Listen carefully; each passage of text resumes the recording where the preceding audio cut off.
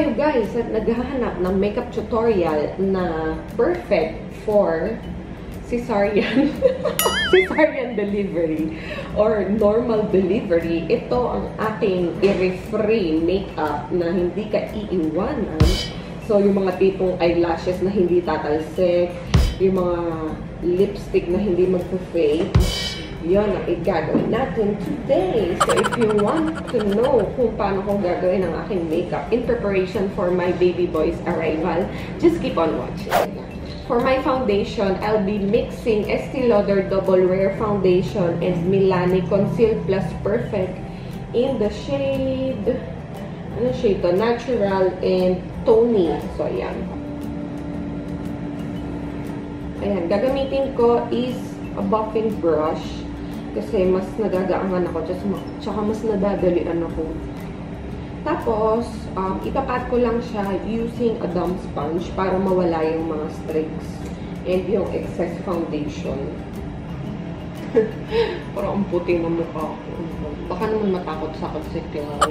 And this is yung Sayem na brand. It's a Korean brand, guys. Kailangan natin matinding concealer, no? Para maitago ang puyat kagabi. Kasi ang sakit ng tiyan ko. Naninigas na siya kagabi. As hindi ako masyado nakatulog, to be honest. Pabaling-baling ako dito sa kama. So, kailangan natin ng matinding concealer. Tapos, imimix ko lang siya or ipapat ko lang siya using my finger para ma-warm up siya, mag-blend siya ng mabuti doon sa foundation ko. O, diba? Naitago na niya. Ang puti. And then, for my powder, I'll be setting the entire face. My entire face and under eyes gamit yung Coty Airspun na loose powder, guys.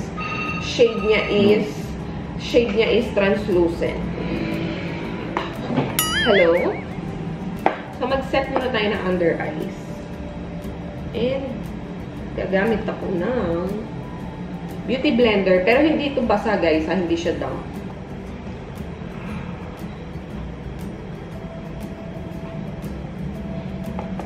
Okay. Tapos mag-powder na din tayo, diba? For the full face, I'll be using the same powder. And, yan. Ipa-brush ko lang siya.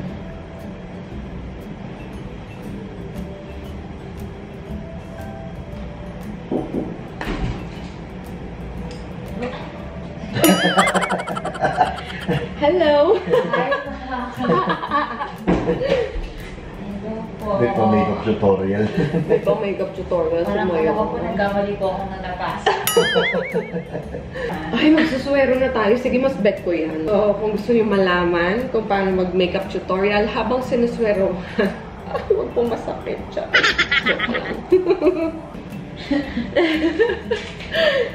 Ay, hindi ako makakapagkila. Ako yung na-distract mo eh. Nagulat siya, may pa-ring light. Nakakatawa nga yung hospital nyo, may pa-ring light kayo. Oh my God. Magbo-bronzer na lang pala ako, guys. So, yung pinaputi nating mukha, papaitimin naman natin ngayon. And for that, I'll be using yung NYX na Stay Matte But Not Flat in the shade Caramel.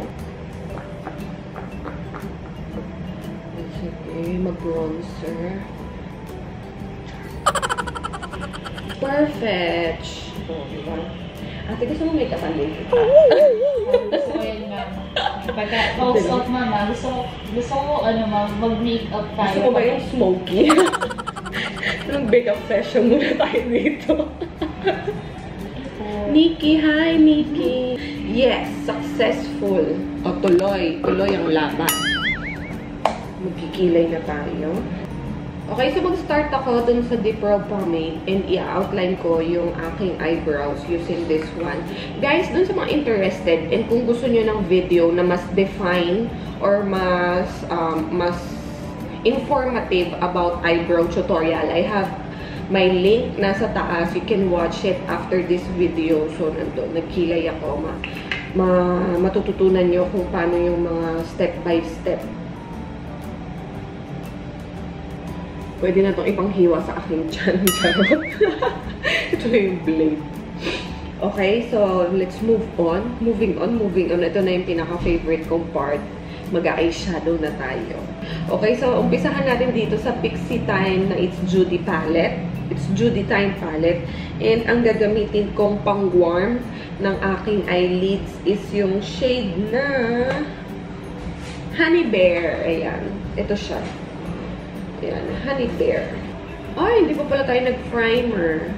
So, gagamit po tayo ng primer. And I'll be using the NYX eyeshadow base. Yung white yung color niya. So, para mas matindi yung kapit ng ating eyeshadow, no? Para pag habang hinihiwa. So, habang naganganak po tayo mamaya, no? Ganern pa din yung eyeshadow natin.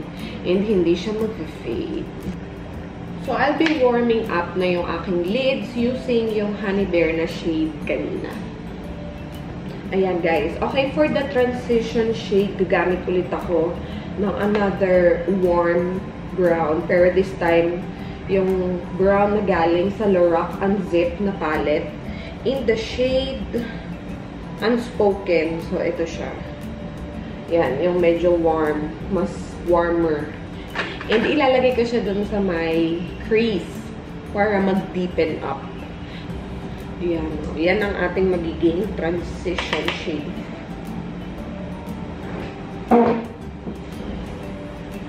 Okay, so ito na. Dito na tayo sa pinaka-fun part. Bago akong palette, guys. This is the Bad Habit Aphrodite palette. So, kung alam niyo yung mga dupe ng mga mamahaling palette, ito guys yun. Ito talaga yun siya eh.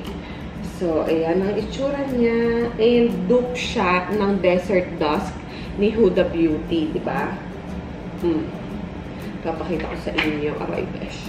Ang swero sumasakit. Ayan. Oh, ang ganda. Diba? Ang ganda ng mga shades niya. And kung interesado kayo, this palette is from Alux Beauty on Instagram. Pwede nyo siyang i-follow. Marami pa siyang ibang Bad Habit na palette. So, meron siyang Aphrodite. Ito nga. Tapos parang, basta marami yun guys eh. Mga dupe ng iba't ibang klase ng palette. So, gamitin natin ito. Hindi ko din mawari talaga kung bakit ako ganito. Okay, so, gamit tayo ng shade na medyo reddish. And for that, I'll be using this one. Yan. Yung Lust. Lust ang shade niya. And ilalagay ko lang din siya sa aking crease para mag-add lang siya ng another darker color. So, style-style na lang. Grabe, super pigmented nito. Tignan nyo naman, oh.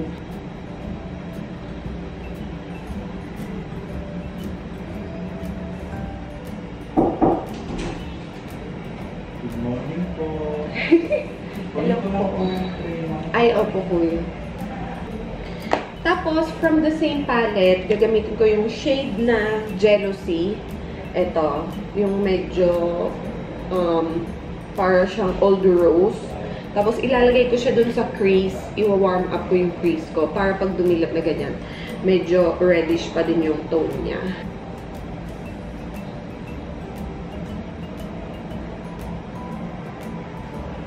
So, i-cover ko yung aking lid ng eto, Crush. Ang ganda niya, oh. Medyo, ano siya, shimmer, Crush. Ayan. Tapos, syempre, kailangan nating basain ang ating brush para mas kumapit yung mga glitters and hindi siya magka-fall out. So, meron tayong all-nighter makeup setting spray from Urban Decay. Thank you! Thank you! Parang ano Nagkakabuhay.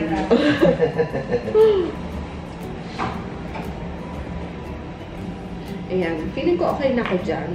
Tapos, maglalagay na lang tayo ng konting shimmer. So, ito yung ating magsisilbing highlight. Grabe. Manganak lang. Grabe yung effort, besh. Mas maganda pa yun kung pinagagawa ko ngayon kaysa doon sa mga makeup tutorial kung pinakita sa inyo, no? Nakakaloka. Ang dami kong time, di ba? So, ito yung gagamitin natin in the shade Beauty. Ayan, ganyan siya. So, gagamitin ko na lang yung aking finger para kumapit siya ng mabuti sa aking eyelids.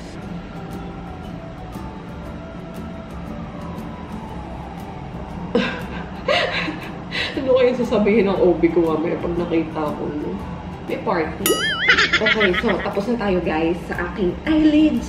So, lalagay naman natin ang eyeshadow, yung lower lids or yung lower lash line para balance. And pag ganun kasi, mas dramatic yung effect niya kasi para siyang nagiging deep set yung image ng eyes. Wow, dami ko ba uso. So, yung mga ginamit kong eyeshadow kanina, lalo-lalo na yung mga warm browns, yun lang din yung ilalagay ko sa aking lower lash line.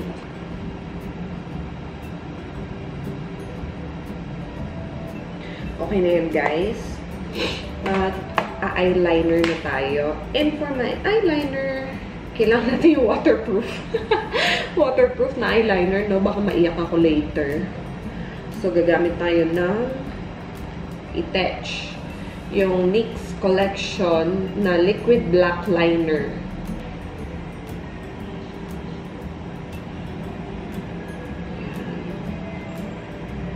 So, maglagay na rin tayo ng eyeliner, guys, dun sa upper waterline para mag-deepen up siya lalo. Ang gagamitin ko is syempre waterproof din, Aqua XL eye pencil from Makeup Forever. Yan, shade black.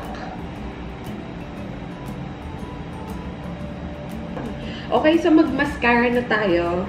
Meron ako ditong Celetec 24-hour Volumizer Mascara. Ayan siya, guys. At bago ang mascara pala, mag-curl muna tayo ng lashes.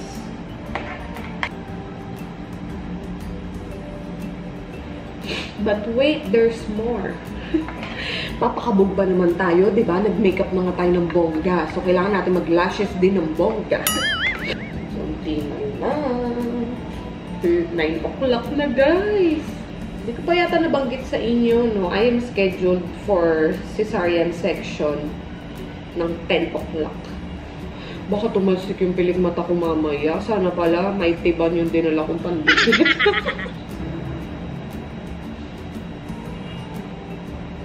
Lalagay lang ako ng black eyeliner sa lower waterline para mas pack, ganern.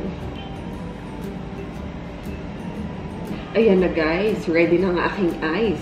So, magbo-bronzer na tayo. I mean, magko-contour, magbo-blush, and mag-highlighter na tayo. So, for my contour, I'll be using the Lorac Pro Contour Kit. And, iko-contour natin yung mga manas. Para maitago natin, no? Yung mga manas. Ayan. Blush na tayo, guys. For my blush, I'll be using the NYX Mauve Out, yung favorite kong blush. Ganyan yung shade niya. And then, for my highlighter, we have the J-Cat, yung Glow Girl Big Highlighter. Ayan, bongga. Twilight yung shade niya.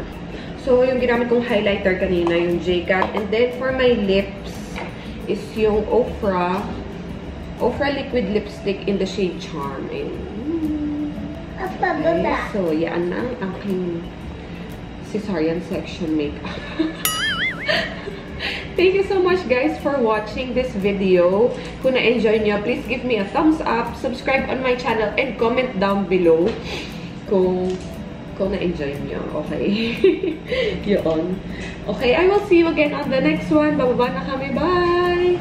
Bababa na tayo.